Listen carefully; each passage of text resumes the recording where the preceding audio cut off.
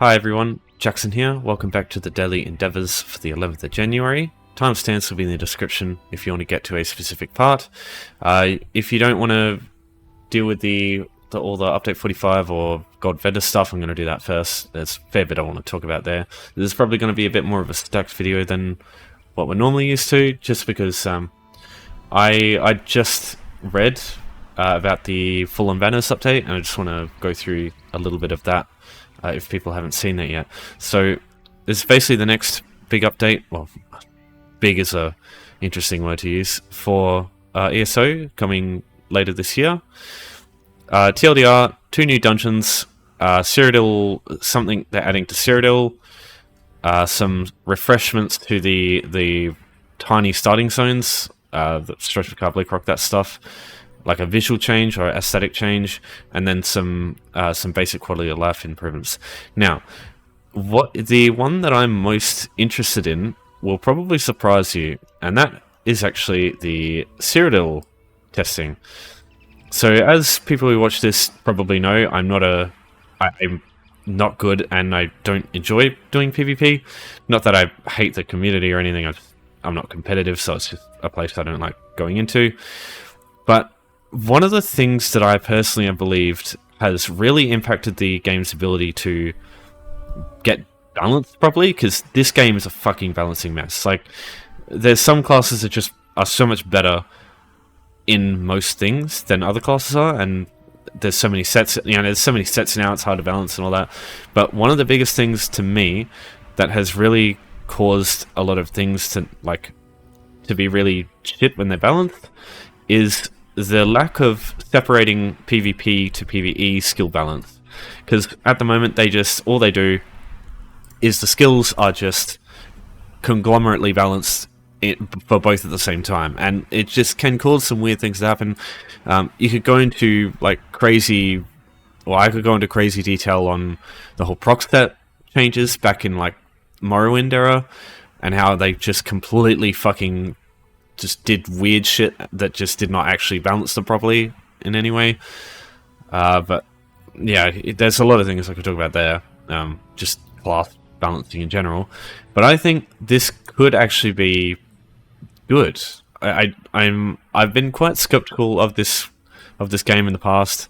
I love it and I hate it, but when it comes to this sort of thing, separating the skills of how they perform in PvP versus PvE, I actually think that might be a really smart thing to do.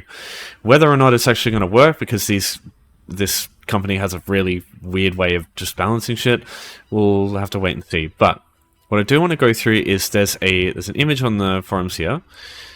This one here. This is from the live stream they did. So Vengeance. There's a campaign that they're adding to Update 45. They're testing, basically, separating the balance for PvP. So this is Puncturing Strike for the Templar class, as it is on the test server. So deals 4,000 magic damage to the closest 3 enemies, nothing else on the tooltip.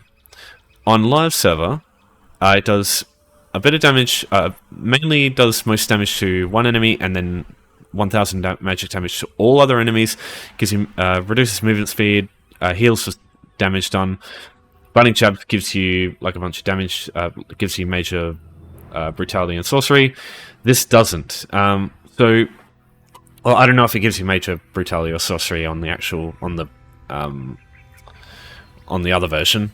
I didn't see that one. This is the only image I've seen, because I don't actually have the PTS, and the PTS isn't up yet, so for this. But this idea of completely separating balance of skills in PvP, I think it's actually a great idea, because being able to separate their balance completely will probably make them more enjoyable to use in both content, because you're not just sitting there trying to balance the skill for both sides and just making a fucking mess of it. They've done pretty good so far. It's not perfect, and for all I know, this whole balance thing, or this whole Vengeance campaign thing, could just fail. There could be just not enough interest in it, and it could just get scrapped. But I think, this game is 10 years old. I feel like they got to do something, and I don't actually mind their attempt here. I think this could work but we'll just have to wait and see.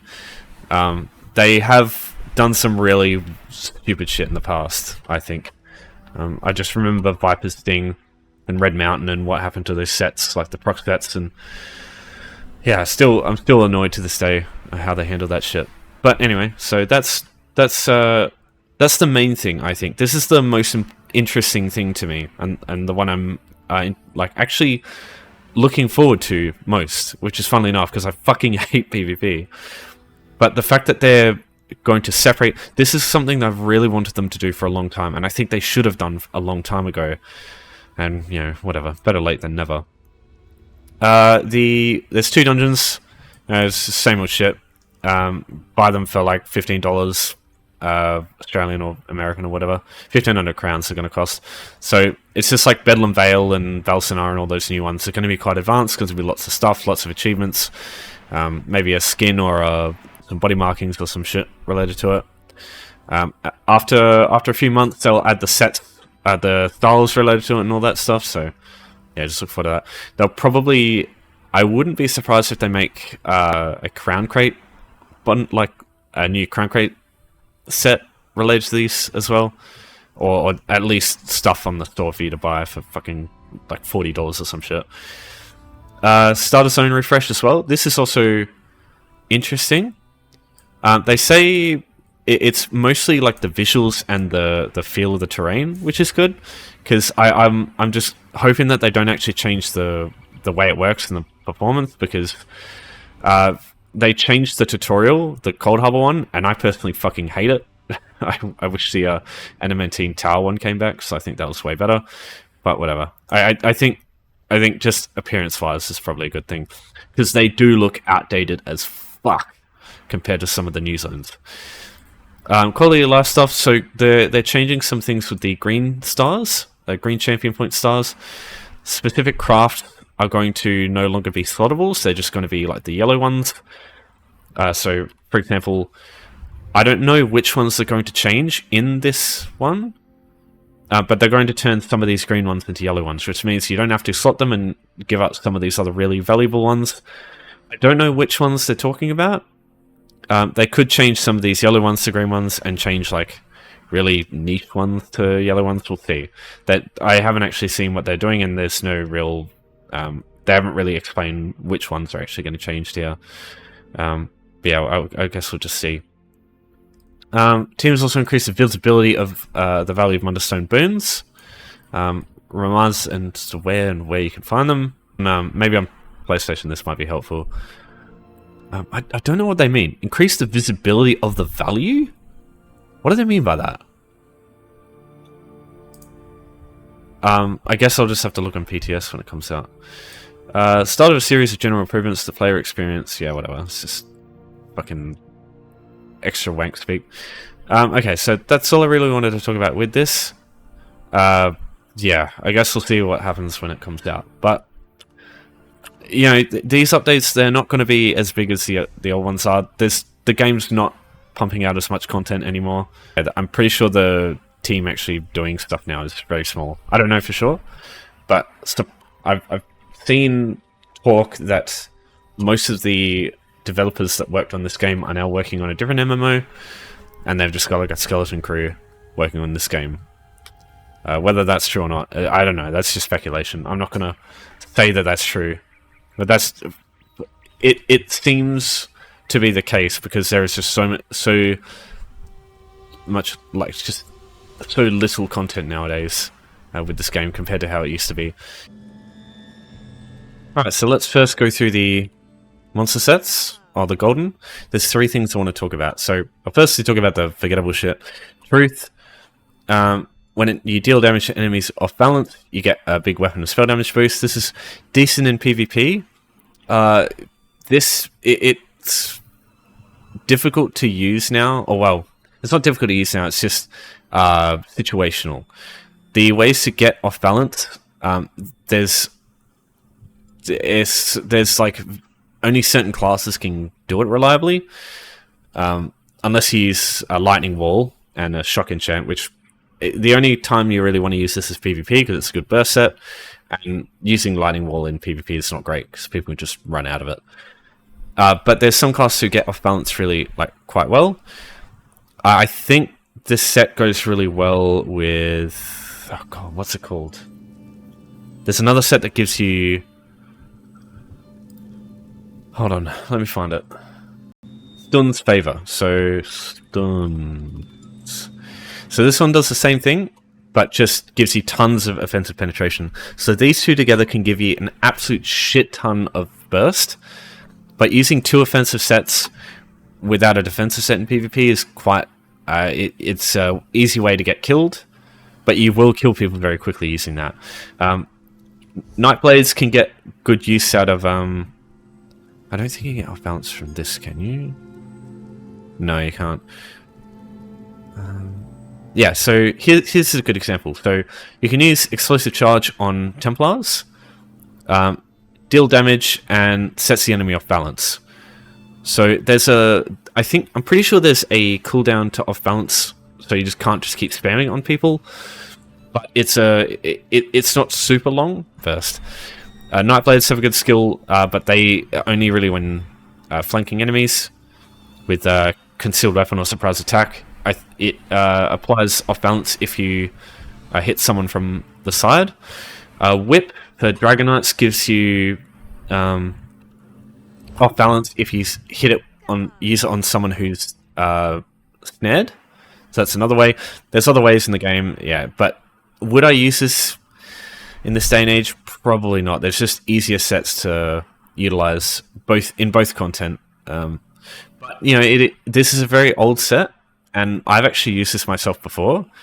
There was this PvPer called Josh Lenoir who used this with 7th Legion a very long time ago.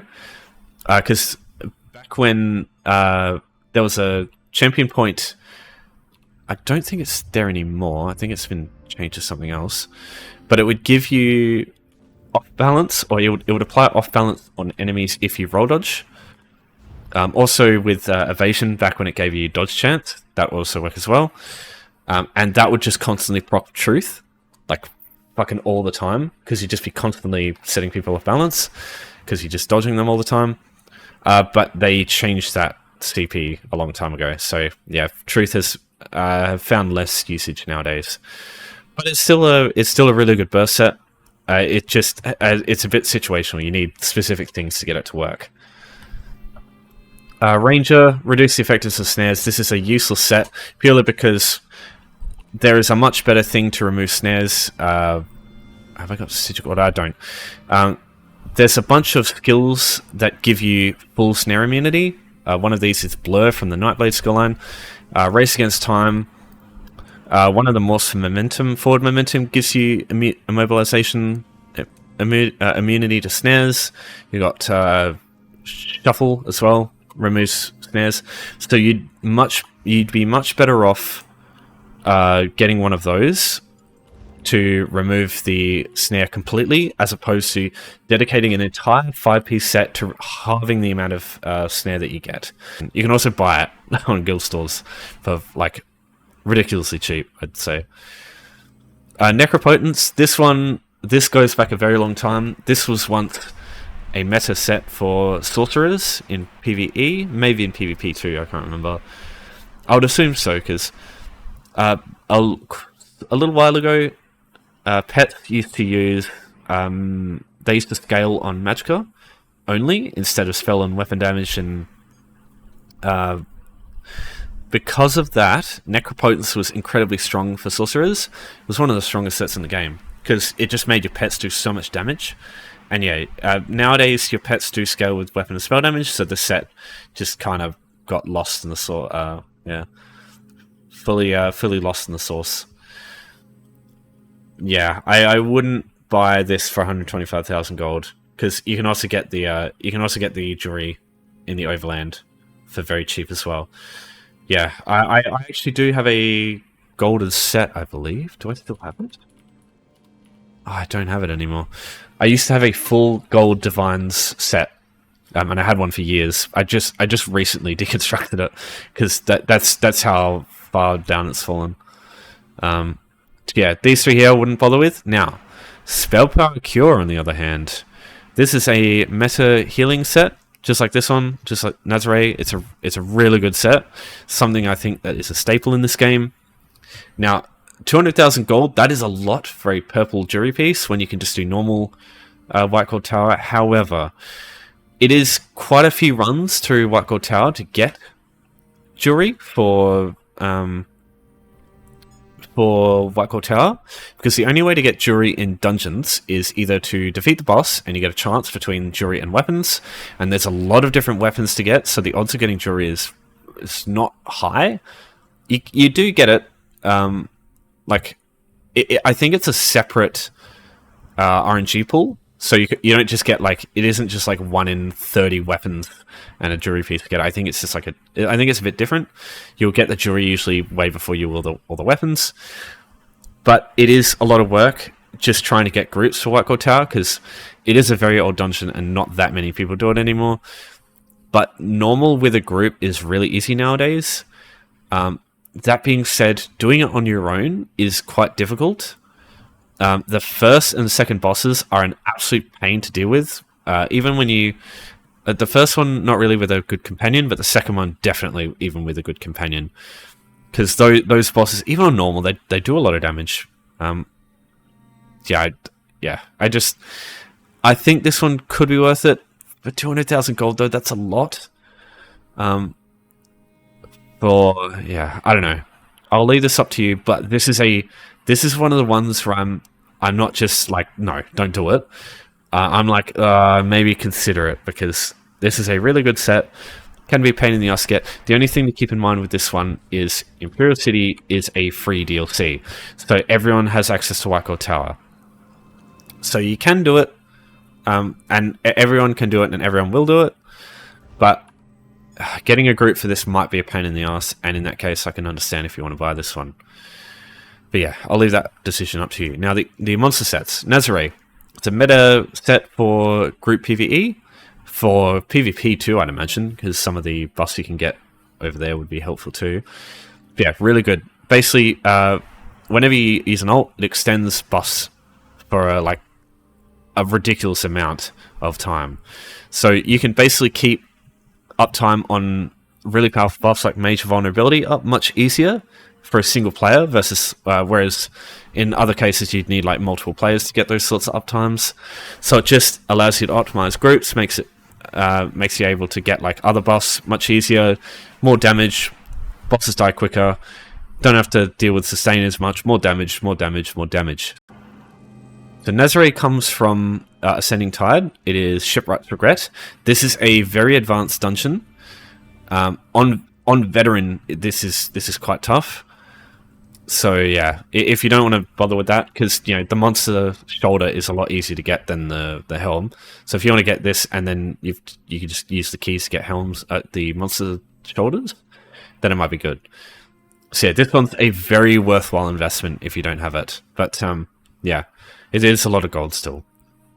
Stonehusk. This set is weird, quite interesting, quite unique. It incentivizes heavy attacks, which is fucking weird, because heavy attacks have not been the meta for like 95% of this game's life cycle. So yeah, it's weird. So basically, whenever you heavy attack enemies, it puts a tether on you. As long as the tether's up, you get stacks, which give you weapon spell damage. When the tether ends, you get a bunch of weapon spell damage, so it's like a burst set. Interesting on werewolves, because werewolves get roar, increase the speed of your heavy attacks, so you can get more heavy attacks out. Now, I don't know what this set is like. I've never used it. Stonehusk. It's from Stone Garden. Stone Garden. So this is a little bit of an older dungeon, still advanced, still difficult to do. But I wouldn't suggest spending 100,000 gold on a monster set for this, because there's just better sets out there. But if you want something that if you want a good werewolf one, apparently this is really good. The only thing is, I've heard that it's difficult to get lots of tethers and thus get lots of weapon and spell damage unless you're a werewolf. Something about multiple tethers aren't something you can do. Like if you heavy attack multiple people, it doesn't put tethers on multiple people. But that's just conjecture. I haven't actually used the set. I don't know. But yeah, that would be a problem, because that's kind of what you should be doing, right? So I don't know. But yeah, heavy attacks aren't really something worth... Like, if you want to do more damage in this game, heavy attacks are not a great way to go. The only time where that's not the case would be heavy attack builds, like Sorcerer heavy attack builds with Sergeants and Deadly or something like that. But there's still better monster sets for them anyway, so just not really something worth looking at, I think. But, you know, it's something different. Something... You know, out of the ordinary. Some people might like that, but I would not spend 100,000 gold on that. Oh, God, this video is fucking long already. Alright, so let's actually get to the endeavors now. Alright, so got a 15 seal set, deconstructing items for woodworking, enchanting 2 pieces of equipment, law books, enemies, defeating enemies, and then a keep and Cyrodiil. This is probably the one I would suggest avoiding, just because these ones are so much easier. It's a lot of work taking a keep. You gotta break down the door here. If you get through, kill all these guards here. Break down this door. So you want something like a battering ram or some trebuchets or ballistas, something to shoot the door down. Don't use fire ballistas for this, as opposed to what you normally would other stuff. You want normal ballistas because they do much more damage to structures. And then once you get inside, you need to kill the guards here, and hop on these flags and take them. If you want to do this on your own, it is a fucking lot of work. You can get it done, but it is a lot of work. You need quite a solid build that doesn't die in like 2 seconds. And it takes time. And if a player sees this happening and rocks up to stop you, you die and you fail, and then you have to try again and respawn. Take the time to get back, you know. It's a lot of work for 15 fields when you can just do one of these ones and do it much easier. Like, compared to 2 law books, like, man, what are you doing? Alright, 2 law books. You want to come here to Vocal Guard. This way shrine, everyone has access by default. You just go northwest a little bit into this house here, Morris's public house. Turn left. There's a bookshelf right here. Just read this twice, and you're done. One of the best endeavors in the game.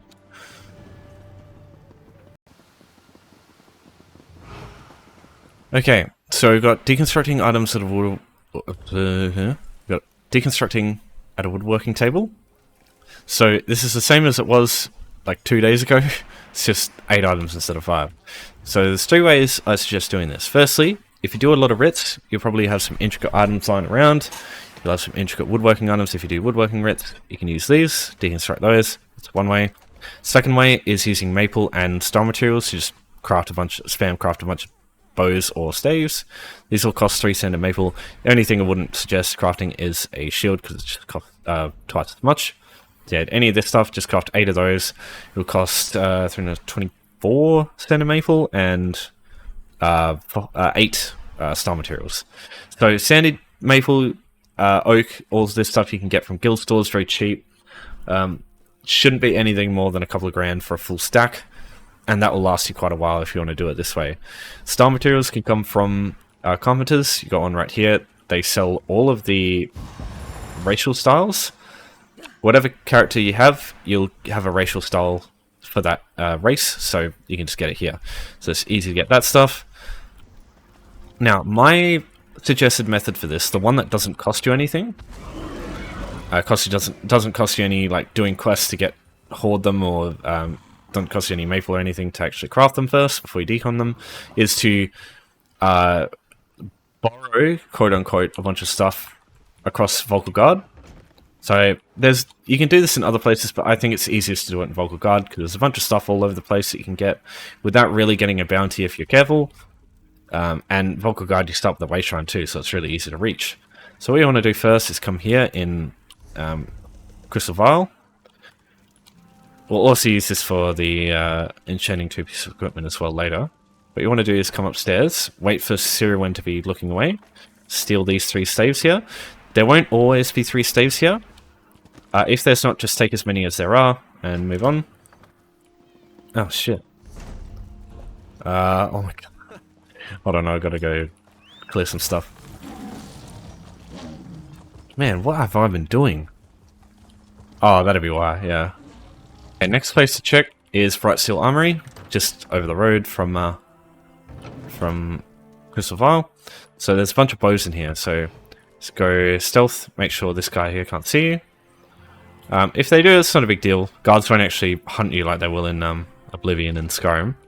They won't charge across you through fucking lava lakes and shit to get to you. Just to tell you about your 5 gold bounty from killing a fucking sheep or whatever. So there's a bunch of stuff here you can steal. So, a couple of bows on the desk here. The only thing is you got to make sure this guy's not looking at you. Yeah, it's a good thing I didn't steal in there. So yeah, we'll take a little bit of messing around to wait until you got a good time. Now it's a good time. Just take those 2. And then there's a bow here. Okay, that one. So normally there's also another bow on this one, but that wasn't today. 7 items so far, that's good. Now we want to go to the Fighters Guild up here. If you do have a bounty, just be careful, because there is a guard who stands at this area here. Just walk in. So over here, there'll be some shields on these desks here. So let's grab these. So there'll be 4, I believe. These shields aren't actually real, they're just like a deco thing. I don't think there's anything here that you can grab. And if Melenith's there, you definitely don't want to do that either. Right, so once you've got enough stuff, just go to the woodworking station and just deconstruct it all. Then the shields, and we're done. Now, if that's not enough, there is one more place you can check. East from there to the Stoffel Arcana. There's also a rack here that's got some staves on it too. The staves there. I swear there's also sometimes a stave on one of these desks here somewhere, but I haven't actually seen it for a while, so maybe not. Now, if that's not enough, either you can go somewhere else and steal some stuff over there, or you can go to the Outlaw's Refuge, leave the Outlaw's Refuge and come back, because what will happen is once you do that, everything will reset. So if I go back upstairs, these staves, yeah, so these staves are back. So every time you exit the zone, all of the containers will reset themselves, because all those weapons on the weapon racks count as containers. And that way you can just get a bunch more stuff and just deconstruct it when you've gotten all that. So that's what I suggest. Because going into an Outlaw's Refuge technically counts as going to a different zone as well. That's why using the Outlaw's Refuge has worked. You shouldn't need to do anything more than that. There are... I'll show you one more place that could be helpful. It's a way to get...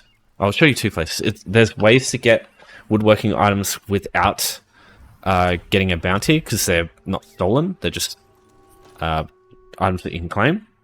But you do need... It will take you a bit more time getting them. So one of them is to go to the Imperial City. So queue here. And then look to these... There's a weapon rack over here. It's got 1 bow on it. Sometimes there's multiple. Pact isn't great for this, because there's not a lot of bows in here. There's not a lot of staves or bows in here. But Aldmeri Dominion is really good, because there's tons of... There's like a rack with a bunch of bows on it. And it's the same thing. So what you do now is, once you've claimed all those, you queue for Cyrodiil. You go there, and you go back to queuing for Imperial City. It'll take you back to the same place you were. And these weapon racks should reset, and you should be able to find a couple more bows. There's another stave there too, if you want that. So that's another way. Not the fastest way though. But it's easy, because you can't get a bounty and get attacked by guards if you do that. The other way worth mentioning without getting a bounty is to go to Maelstrom Arena. I can find this in Orsinium. You won't have it unlocked by default like you do with Vadashran Hollows, which is annoying. But it's just a bit of a trek through Orsinium. You start with this way shrine and you just go through these roads here and then just go over here, and it'll be in like a cave over here. Now this door here, I know there's like a black texture here, but you can just go through it. And in here, you want to look here. There's some shields here. There's some bows there. There's a shield over here. There's a bow on there as well, so that's a bunch of items you can get. And then if you come out here, there's a bow on the table, there's a bow on this table as well. And there's a shield here. So there'll just be random shit that you can take and deconstruct here as well. There's no woodworking table here though. It's just containers and like a waste run that you can respawn at for the trial, and then the trial itself. So if that's not enough stuff, at this point you could probably just go to Imperial City, queue there, and take the rest of the stuff from there. And that, if that's not enough, just, I don't know, go back to Maelstrom again from a waste run. Yeah, shouldn't really need any more than that, I think. Yeah, those are the only ways I know of to get this done super quick. If you've got your own way, just let me know. It might be helpful. Mainly ways that you can't get a bounty from, and preferably they don't have DLC, because yeah, if people don't own the DLC, then they can't use it, right? Alright, enchanting equipment. This one's also easy, but can be expensive. Just depends on which way you want to do it. So one way is just craft a couple of enchants to enchant yourself. I would only suggest doing this...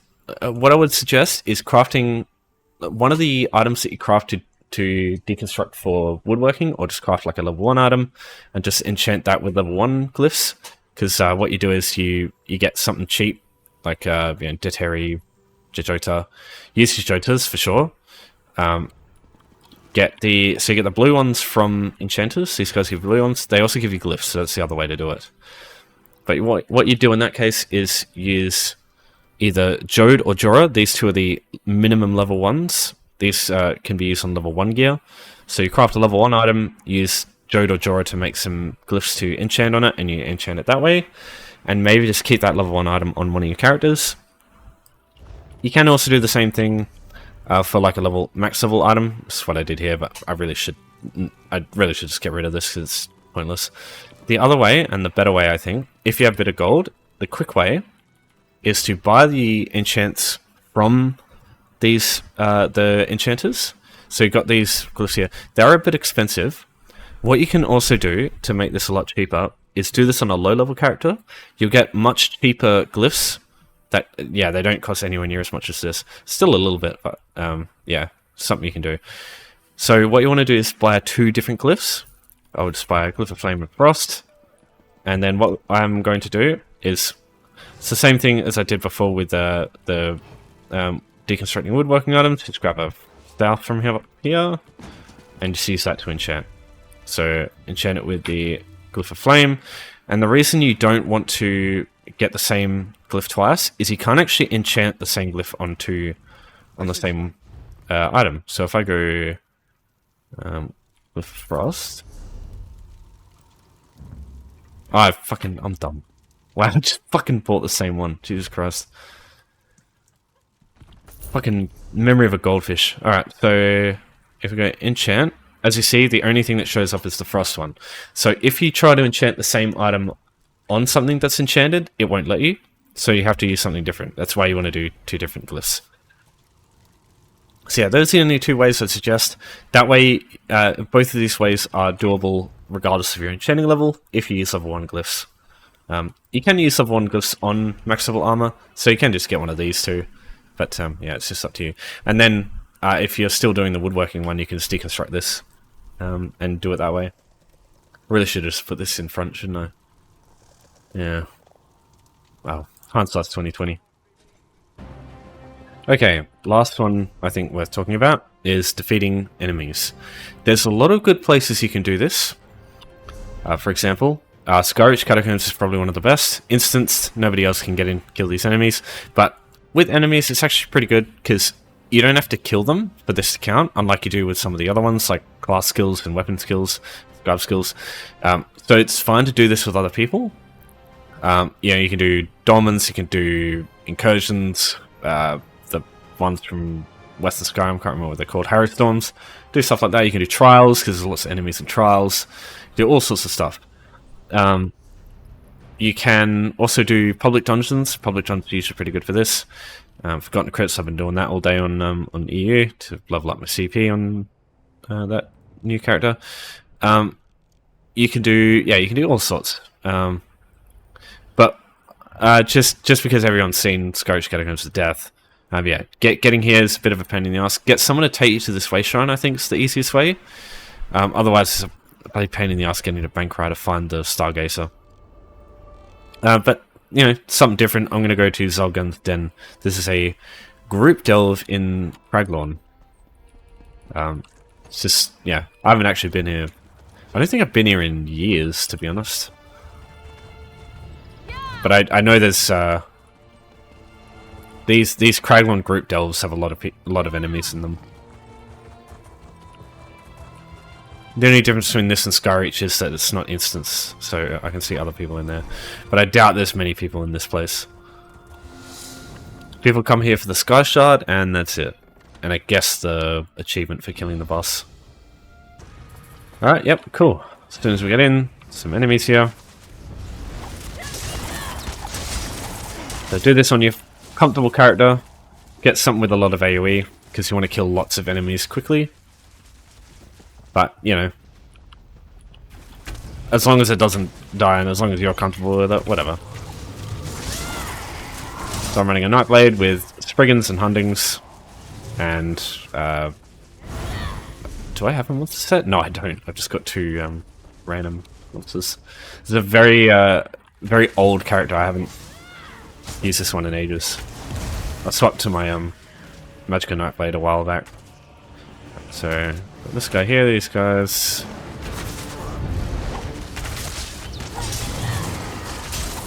Oh, I might need to heal myself a bit.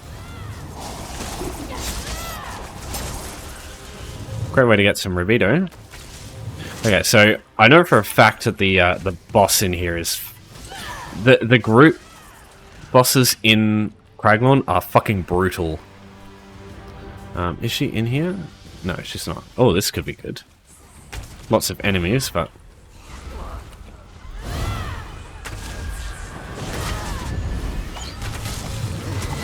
so you gotta be careful with Lamias because they do the shockwave. That fucking hurts if you get hit by it. It travels along the ground. They do like a certain that one there. Sorry, the bloody tree got in the way, but you know they're doing it when there's another one. So you know they're doing it when they do a certain animation. They arch their head back, like that, and then they can be interrupted as well. If you've done Maelstrom Arena enough, you'll know those things quite well, because those are probably the most dangerous attack in Stage 3. Could be using this, shouldn't I?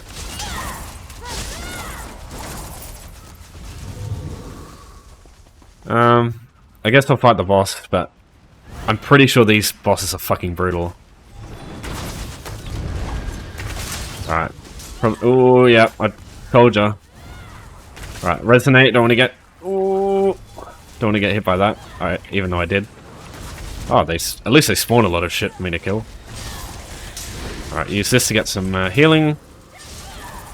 Alright, got one. Now it gets easier. I remember the, these guys are okay. I remember the werewolf from the Hircine's Haunt one, I think it's called. I remember that guy being fucking brutal. I remember he, like, basically one-shots you after a while. That or all the enemies he spawns are, like, really tough. I don't know, that was a long time ago. Might be different today. So that's basically that's basically everything done. Jesus.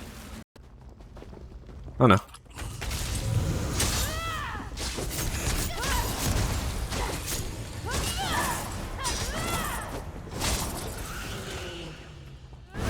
Two more.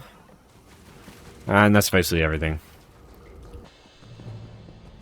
Good thing is, when you're outside, there'll be some groups of enemies that you can kill. And these guys are generally weaker than they are in the delves.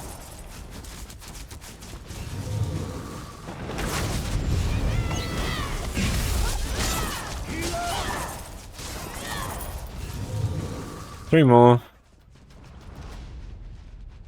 Oh yeah, perfect.